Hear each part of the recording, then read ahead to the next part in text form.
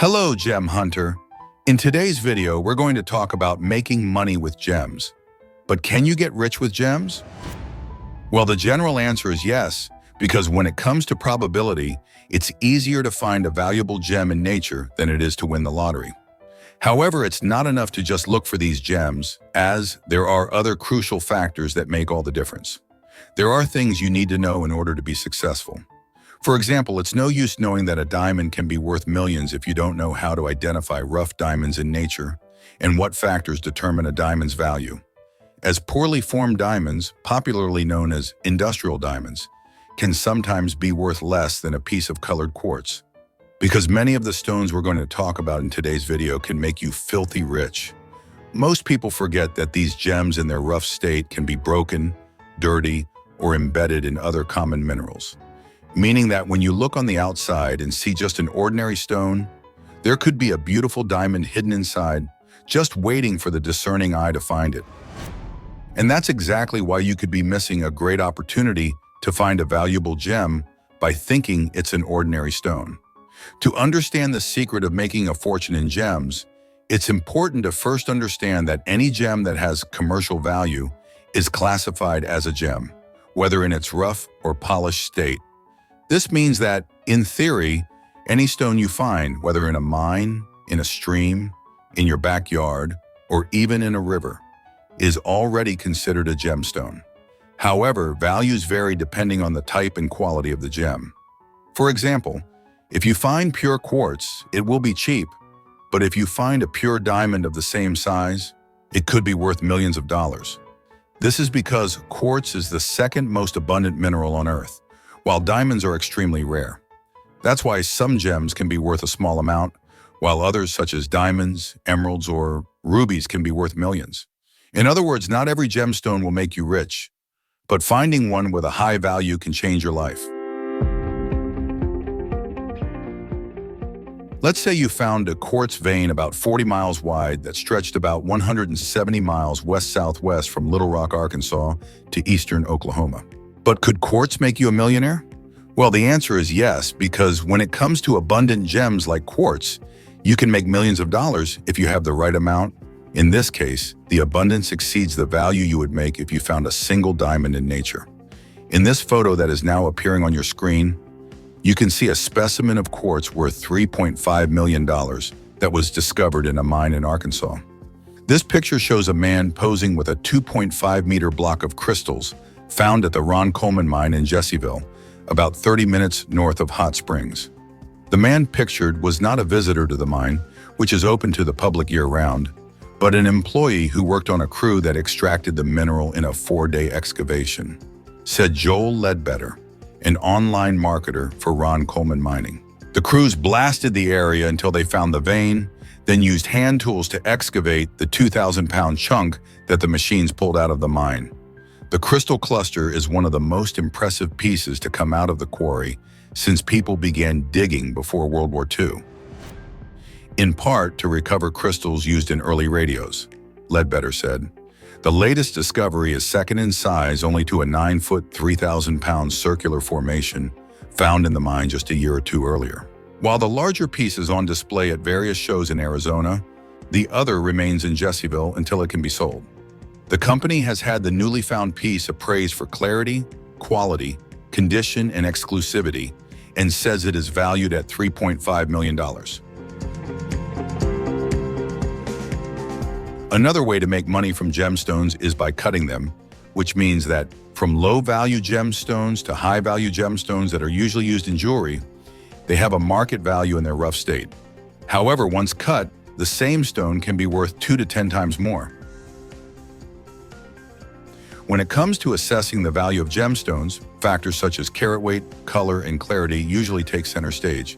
However, whether it's a diamond, sapphire, or emerald, the degree of cut plays a key role in determining its overall beauty, brilliance, and consequently, its market value. Proportions are one of the most important aspects, and although the ideal proportions vary depending on the type of gemstone, a well-cut stone will generally have a balance between the size of its table, crown, girdle, and pavilion. These different elements determine how light travels through the gem, which impacts its overall appearance. Another important factor is symmetry. A high-quality cut ensures that the facets are symmetrically aligned across the stone, allowing it to reflect light evenly and consistently. This precision enhances the visual appeal of the gem.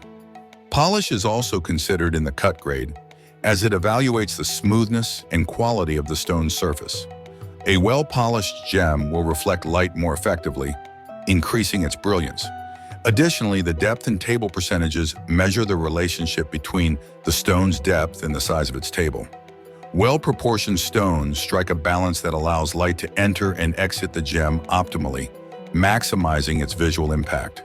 A gemstone that is meticulously cut can achieve exceptional brilliance, fire, and scintillation.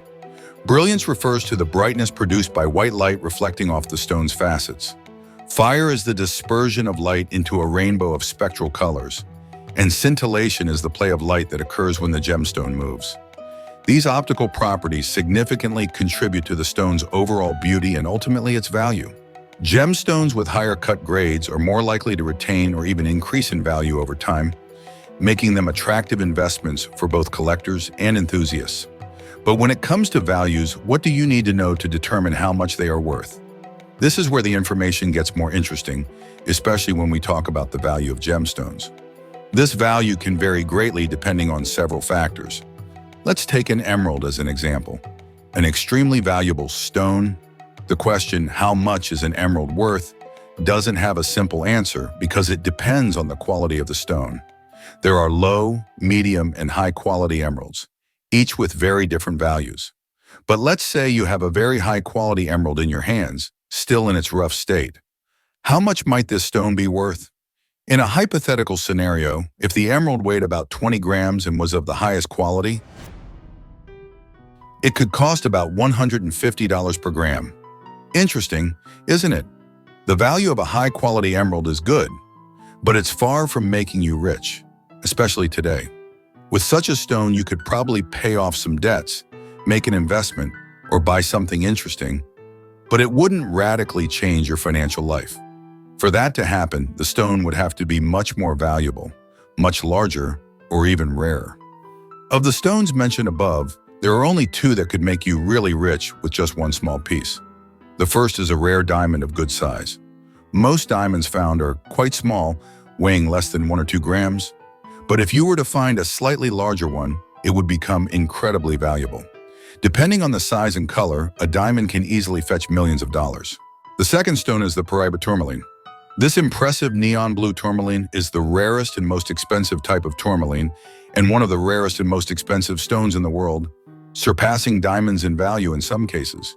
If you're lucky enough to find a Paraiba tourmaline of significant size, it can be worth millions of dollars, even in its rough state. Finding these rare stones in ideal conditions is really difficult, which begs the question, can you get rich with gemstones or not? The truth is that the stones that can really change your financial life are extremely rare and difficult to find.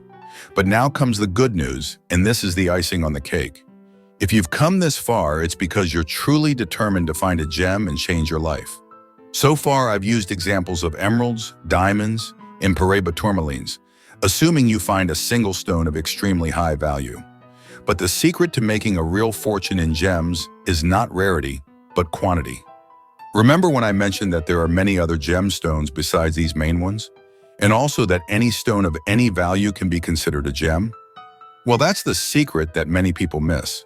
Most of the most affordable gemstones are found in much larger quantities. But people get so focused on finding a single rare and valuable stone that they end up missing out on great opportunities. Want an example? A good quality emerald weighing 5 grams can cost about $500. For the same amount, you could buy 1 kilo of the highest quality amethyst. In other words, the difference is significant. A single emerald is worth the same as 1 kilo of quality amethyst. And the great thing is that amethyst is much easier to find and extract from nature, with cases where tons of amethysts have been discovered in a single deposit. This is what many people don't realize when they think of precious gemstones. See the difference? The same logic applies to any other gem. To get rich in gems, it's usually more interesting to find a number of medium and low value stones, than to find a single extremely rare stone. Thus, if one takes the time to study how stones are formed and what their characteristics are, one may be able to identify a gemstone deposit rather than a single stone, which is much more advantageous. Because no matter how expensive a gem may be, it's usually not enough to make a person rich with just one stone. There are many other types of gemstones that are cheaper and can be found in large quantities. But the main high-value stones on the market today are aquamarine, emerald, various colors of tourmaline, imperial topaz, ruby, sapphire, noble opal, and diamond. Of course, we could also include gold, but gold is not a stone per se, but a precious metal. And surely you want to get rich by finding one of them, and all you have to do is go to the right place where they are and get them. But how do you know where to find them? Well, every gem has its clues, which are other stones and minerals that we can observe in the soil or on the ground that give us an idea of what kind of gem we might find there. Analyzing these minerals is easier than trying to find a stone by luck alone. That's why you can watch other videos here on the channel where I show you each type of gemstone and their characteristics in nature to learn how to recognize them in a practical way. If you prefer to have all this knowledge organized and at your fingertips, I recommend our ebook, Gemology for Beginners, which you can access by clicking on the first link in the description of this video. In it, you'll find a complete dictionary of minerals with detailed descriptions of their characteristics, allowing you to learn how to identify all gemstones. Or you can become a member of the channel, where you will have access to all these materials, especially if you're just starting out and want to better understand what to look for in your explorations. There are many more secrets about gemstones found in nature, including rubies and diamonds, that wouldn't fit into just one video. So watch the video that's now on your screen to learn more about these magnificent minerals that can make you filthy rich. Thanks for liking and subscribing. Good luck, Gem Hunter.